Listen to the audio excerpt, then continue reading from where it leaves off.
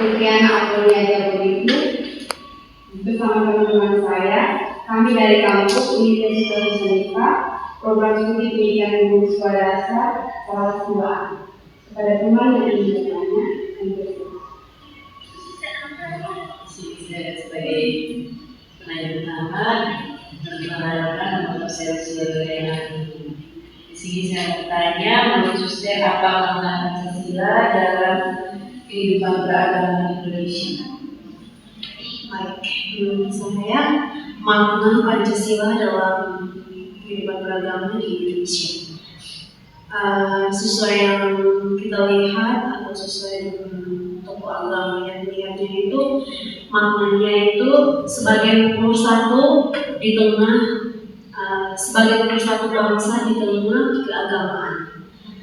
Kita lihat itu dari mulai Pancasila 5 dasar Pancasila pertama sampai kelima itu hanya membicarakan tentang bagaimana Indonesia itu hidup rukun dalam persaudaraan yang erat di Indonesia.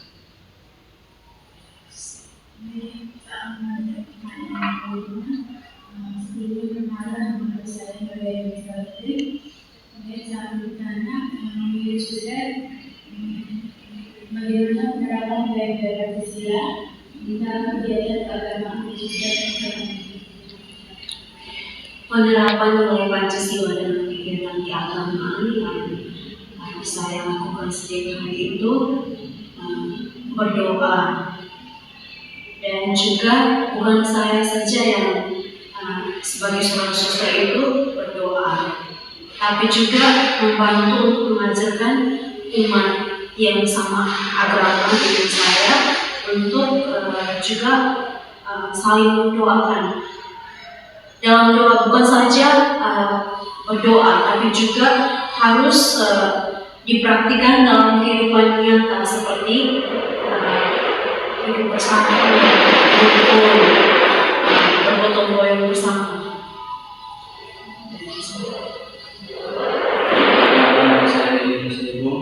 Sini saya bertanya mengenai nilai Pancasila apa saja yang menurut Suster masih perlu diperkuat dalam kehidupan masyarakat saat ini.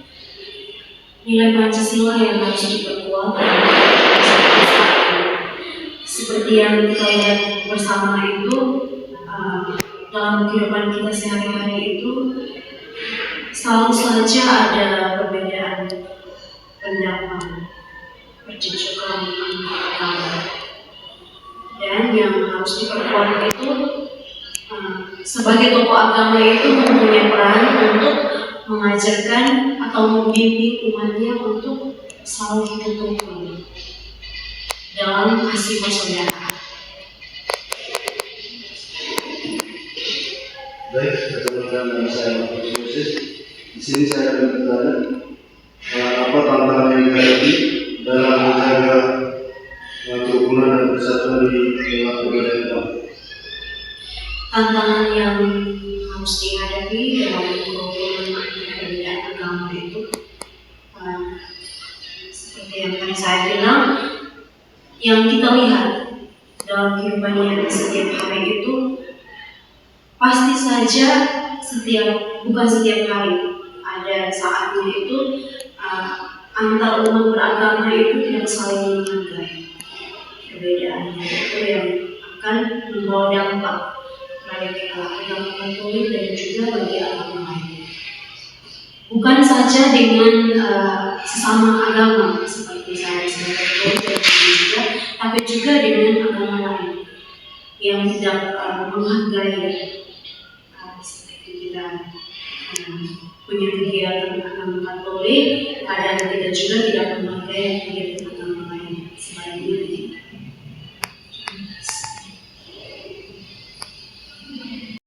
jawaban yang seperti yang kami maaf tidak saya kata dalam saya juga berterima kasih karena sudah mempercayakan saya untuk mendampingi kami dalam mengajar. Semoga apa yang kita wacanakan hari ini saat ini bisa berguna kita semua dan bersama.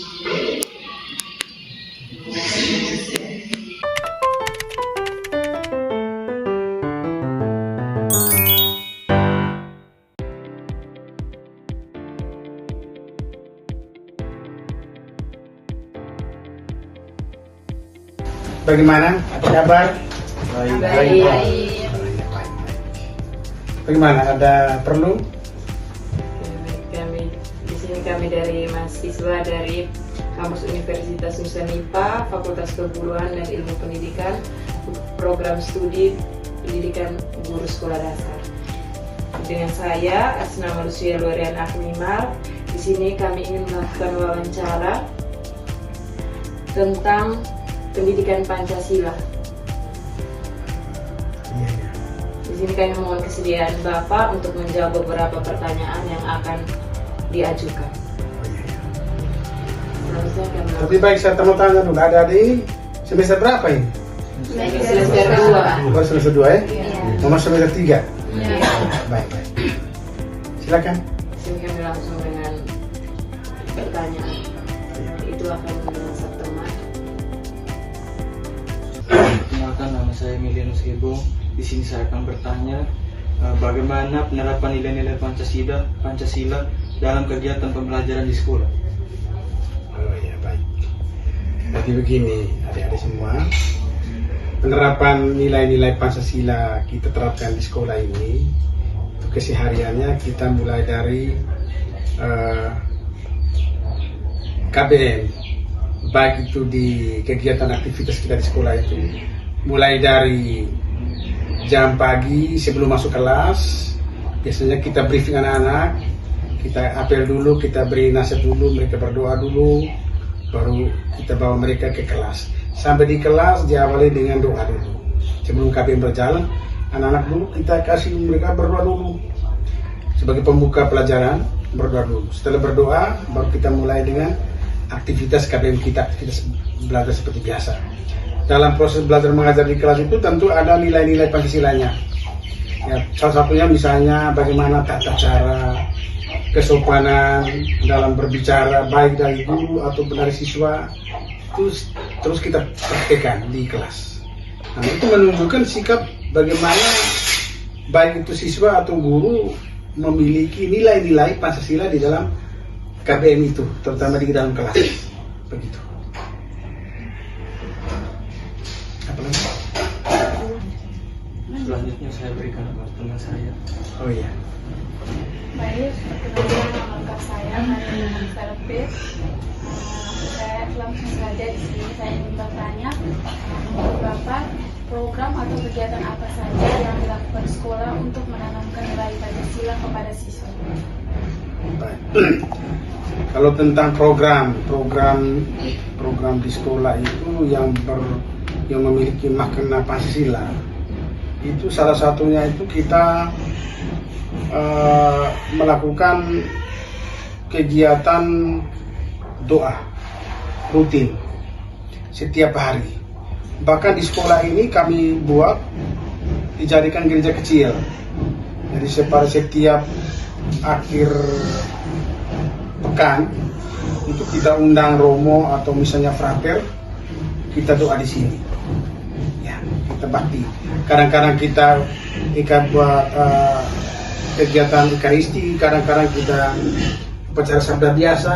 Nah, ini menanamkan, kita memberikan nilai-nilai kepada anak-anak supaya anak-anak sadar bagaimana kegiatan ini kita buat yang sedemikian baik untuk mendidik mereka. Baik, perkenalkan nama saya Febriana Aponia Jaboyubu.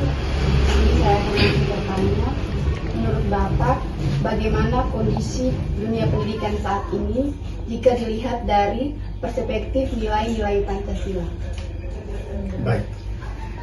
Kalau kita melihat pada zaman ya, ini kan sudah zaman era globalisasi namanya ya. Jadi tentu sudah sangat kontradiktif dengan situasi saat ini. Zaman dulu dengan zaman sekarang kan berbeda. Bagaimana zaman ini kalau kita mau terapkan benar sesuai dengan nilai-nilai Pancasila, itu memang berat ya. Tetapi di dunia pendidikan menjadi tantangan. Memang kita di sekolah ini ada tantangan tersendiri. Bagaimana kita mendidik anak benar-benar anak-anak itu punya memiliki sikap, perilaku, karakter, kita bina semuanya. Jadi kita begini, di sekolah ini kita didik mereka itu bukan hanya nilai akademiknya, tetapi kita lebih menerapkan itu soal karakter, sikap mereka itu. Nah, itu juga menjadi nilai Pancasila tersendiri sekarang ini. Ya. Jadi jangan kita berpikir karena sudah era globalisasi lalu kita tinggalkan. Jangan. Nilai-nilai kecil, nilai-nilai agama, memiliki norma-norma tersendiri, norma sosial, norma agama, norma-norma katakanlah misalnya norma asusila, ya, itu juga penting untuk kita praktekkan dalam kehidupan kita. Seperti itu. Apa lagi? Perkenalkan, nama lengkap saya Magdalena Clarita Lisa. Di sini saya ingin bertanya, apa tantangan guru dalam membentuk karakter siswa sesuai nilai Pancasila? Ya. Kalau bicara tentang tantangan, memang benar. Guru sekarang ini dibutuhkan guru yang betul-betul guru profesional. Sekarang kan ada istilah guru profesional, profesi.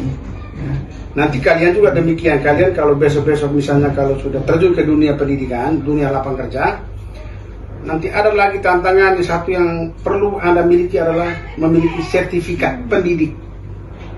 Sertifikat pendidik ini untuk guru profesional. Yang sekarang yang namanya guru profesi itu sertifikat, yang memiliki sertifikat. Iya, itu guru profesional itu.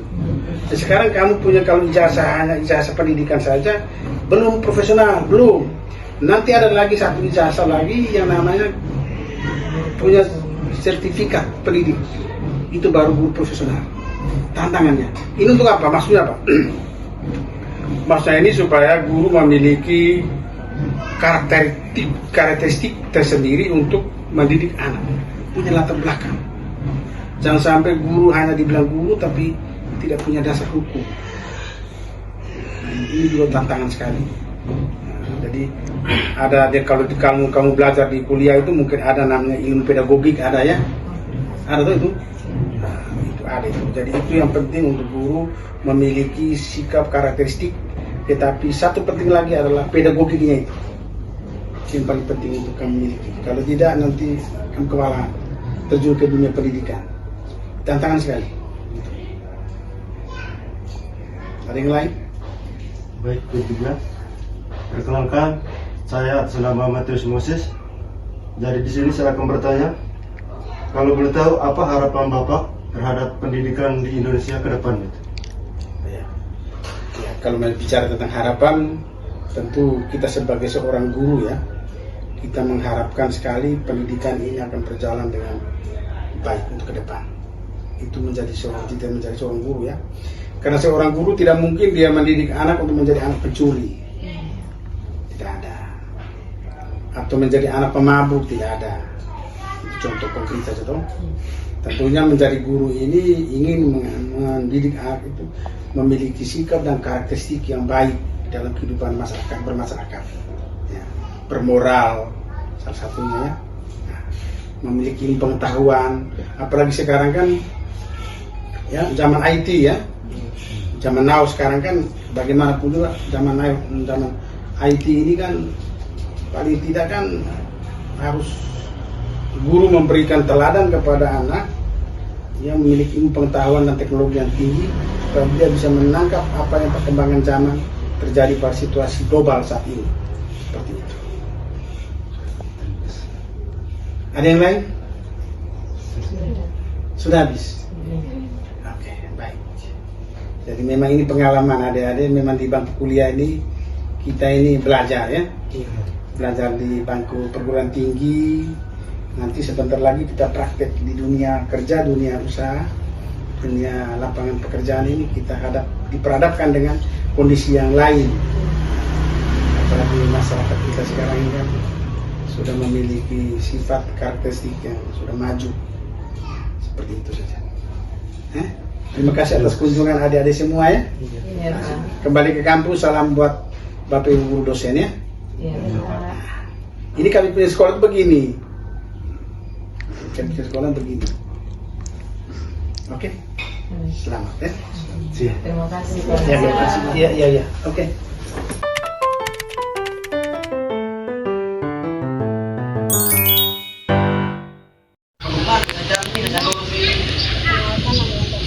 Oke, kalau begitu kami dari kampus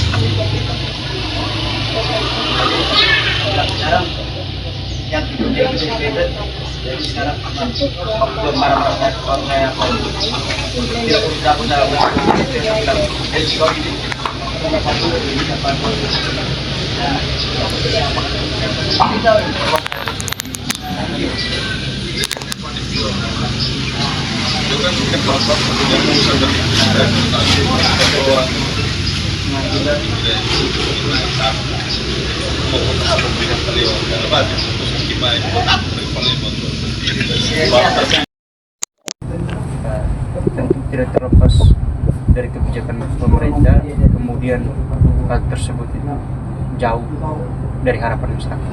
Seringkali hal tersebut yang kemudian menjadi keresahan masyarakat dari keputusan-keputusan para pemimpin yang tidak berdampak terhadap kebutuhan dasar masyarakat. Padahal dalam Pancasila itu adalah dasar negara. Segala bentuk kebijakan keputusan itu berlandaskan Pancasila, nilai-nilai Pancasila. Jadi mengambil suatu keputusan itu harus beriringan atau berkeseimbangan dengan nilai-nilai Pancasila. Ya, saya kira itu pertanyaan pertama. Baik, perkenalkan nama lengkap saya Magdalena Clarita Wisang. Di sini saya akan bertanya, apakah kebijakan pemerintah saat ini sudah mencerminkan prinsip keadilan bagi seluruh masyarakat? Baik.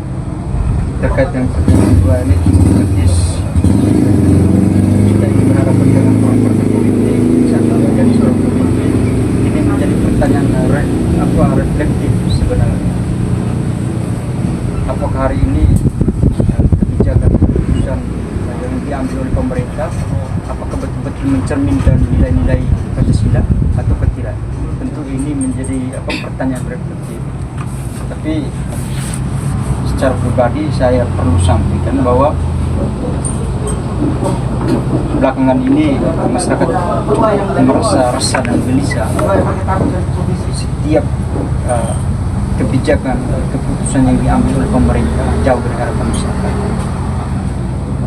Keputusan yang dilakukan banyak proses pembangunan yang tidak secara merata, adil, dan kemudian kehidupan masyarakat tidak diatur secara baik. Karena ini juga keputusan diambil oleh pemerintah itu berdampak terhadap kehidupan bermasyarakat. Apakah keputusan tersebut itu sesuai dengan keinginan ataupun harapan masyarakat dalam hal ataupun dalam konteks pembangunan? Apakah hari ini kita melihat dalam konteks pembangunan betul-betul secara merata, adil atau tidak? Nah, ini jauh dari nilai-nilai Pancasila. Jadi segala bentuk kebijakan dan juga keputusan itu tidak mencerminkan nilai-nilai Pancasila, karena disitulah terjadinya terjadinya ketidaksinkronisasi antara nilai-nilai Pancasila dan juga keputusan ataupun kebijakan yang diambil oleh pemerintah. Itu sangat kontradiktif sehingga tidak mencerminkan nilai-nilai Pancasila itu sendiri. Saya kira demikian. Baik, perkenalkan nama saya Maria Yanisa Lepke. Di sini saya ingin bertanya, menurut kakak apa peran pimpinan politik dalam menjaga persatuan dan kesatuan bangsa? Baik, peran pimpinan politik itu saya perlu terangkan. Politik adalah sekelompok manusia yang kemudian mengambil suatu keputusan secara kebersamaan untuk mencapai tujuan bersama. Nah, itu politik. Kemudian bagaimana pemimpin politik yang dalam hal ini ketua partai yang memimpin anggota partainya itu, bagaimana dia menjaga kesatuan bangsa.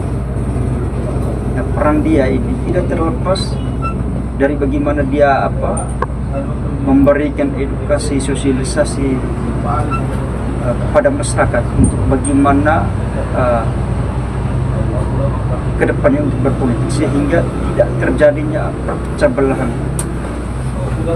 Karena seringkali terjadi di Indonesia hanya karena perbedaan pilihan, perbedaan pendapat, disitulah letak kericuan, perpecahan, kerenggangan antara, karena lagi-lagi orang membangun isu bermacam isu-isu beragam, mulai dari isu sukuisme, agama dan lain sebagainya. Itulah yang kemudian peran pemimpin politik hari ini harus betul-betul memahami situasi kondisi itu, mampu tidak untuk bagaimana dia merangkulkan semua sehingga tidak terjadi pecah belahan. Nah, ini memang tanggung jawab berat untuk bagaimana pemimpin politik itu dia harus mampu merangkul yang kemudian bisa kembali bersatu secara keseluruhan, merupakan bagian dari bangsa Indonesia sendiri. Menurut Kakak, bagaimana cara menumbuhkan kepercayaan masyarakat terhadap dunia politik sesuai nilai Pancasila? Baik. Untuk menumbuhkan kepercayaan rakyat terhadap Nilai-nilai Pancasila. terhadap nilai-nilai Pancasila, tentu setiap kebijakan yang dilakukan oleh pemerintah, setiap keputusan diambil oleh pemerintah, jika berdasarkan nilai-nilai Pancasila, itu merupakan landasan yang paling fundamental, yang paling mendasar. Jika ada keselarasan, maka di situ ada kepercayaan masyarakat terhadap pemerintah dan lihat. Jika suatu ketika segala bentuk kebijakan yang diambil oleh pemerintah kemudian tidak berlandaskan nilai-nilai Pancasila, jauh dari harapan masyarakat, maka masyarakat tidak akan percaya. Kita bicara realistis hari ini, banyak masyarakat yang merasa skeptis, ragu dan tidak percaya terhadap pemerintah hari ini, karena lagi-lagi mereka mengambil suatu keputusan itu tidak betul-betul berdampak terhadap kebutuhan dasarnya mereka, sehingga itu kepercayaan masyarakat itu jadi luntur dan hilang, karena masyarakat sudah memilih dan memberikan kepercayaan kepada pemerintah. Contoh dalam hal ini bupati, masyarakat sudah memilih dan memberikan kepercayaan kepada bupati, kemudian dalam perjalanan segala bentuk kebijakan keputusan yang diambil oleh bupati itu tidak berdampak terhadap kebutuhan masyarakat, ataupun terjadinya ketidaksetaraan, tidak keadilan dalam proses pembangunan ataupun dalam bantuan-bantuan sosial. Nah, itu bagaimana masyarakat kembali mempercaya ini akan mempercayai masyarakat terhadap pemerintah, karena pemerintah mengambil suatu kebijakan keputusan tidak berdasarkan nilai-nilai Pancasila dan juga tidak berdampak terhadap kebutuhan dasar masyarakat, sehingga hal itulah yang kemudian menjadi keresahan masyarakat untuk masyarakat semacam tidak lagi mempercayai pemerintah hari ini. Ya, seperti itu. Baik, pertanyaan terakhir. Sebelumnya perkenalkan, nama saya Matius Moses. Di sini saya akan bertanya, apa langkah yang perlu dilakukan agar generasi muda lebih memahami dan menerapkan nilai-nilai Pancasila dalam kehidupan politik? Baik. Peran hari ini, bagaimana orang-orang politik ataupun yang paham terkait dengan Pancasila, tentu kita sebagai warga negara bangsa Indonesia yang berlandaskan nilai-nilai Pancasila, kita harus tahu dan paham apa itu Pancasila. Dan dari lima putih Pancasila itu kita harus betul-betul memahami, jangan hanya sekedar menghafal, tapi perlu memaknai makna dari lima putih Pancasila itu. Kita harus bisa mengartikan, jangan sekedar hanya menghafal, harus bisa memahami. Yang kemudian bagaimana kita memberikan sosialisasi, edukasi terkait dengan nilai-nilai Pancasila. Nilai-nilai Pancasila ini hal penting. Bagaimana sehingga nilai-nilai Pancasila itu tetap terjaga dan dirawat. Jika suatu ketika regenerasi anak-anak baru kemudian dengan ketidaktahuan mereka karena minimnya memberi sosialisasi, memberikan edukasi terhadap nilai-nilai Pancasila, itulah yang kemudian memicu terjadinya ketidaktahuan mereka, sehingga apa yang diajarkan dalam nilai Pancasila itu dengan sendirinya akan runtuh dan tidak terjaga dan tidak dirawat secara baik. Kira-kira demikian. Dan kepada kami, mohon maaf jika selama proses wawancara ada kata atau kalimat yang kurang berkenan di hati kami. Terima kasih. Terima kasih. Terima kasih.